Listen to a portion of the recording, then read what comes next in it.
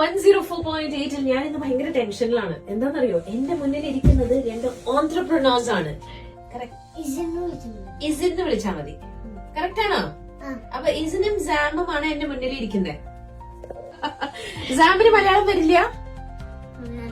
Do you know Malayalam? ആഹാ, അതും yes. Do you know Malayalam? Yes. Okay.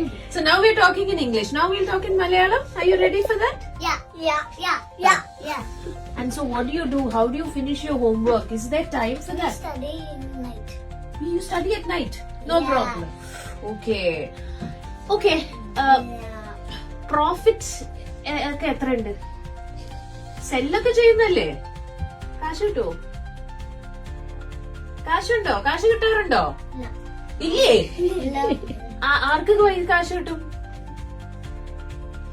Arc? Easy. ഈസിക്ക് കിട്ടുവോ? അപ്പൊ സമരം ഒന്നുമില്ല അല്ലേ? ആകെ പെട്ടല്ലോ. രണ്ടുപേർക്കും കിട്ടും. എന്ത് കിട്ടും? 5 രൂപ, 10 രൂപ, 210. അത്രയൊക്കെ കിട്ടുവോ? 10 കിട്ടും. ഓക്കെ, മൊത്തത്തിൽ എന്തൊക്കെയോ കിട്ടും അല്ലേ? അല്ല, ഇപ്പൊ നമ്മളിവിടെ സ്റ്റുഡിയോയില്, നമ്മുടെ ക്ലബ് എഫ് എമ്മിന്റെ സ്റ്റുഡിയോയിൽ ഇരിക്കുന്നതിന്റെ റീസൺ എന്താന്ന് വെച്ചാൽ, നിങ്ങൾ എന്തോ ഒരു കടയൊക്കെ നടത്താൻ പോവാണല്ലോ. അപ്പോഴത്തേക്ക് ഒരാൾ ഇവിടെ ഉറങ്ങി. സ്റ്റോൾ ഉണ്ടാക്കാൻ പോവാണ്. എവിടെയാണത് അറിയോ? ടോട്ടോ.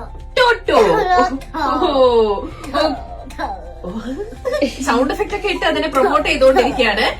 എല്ലാരും വരണം പ്ലീസ്.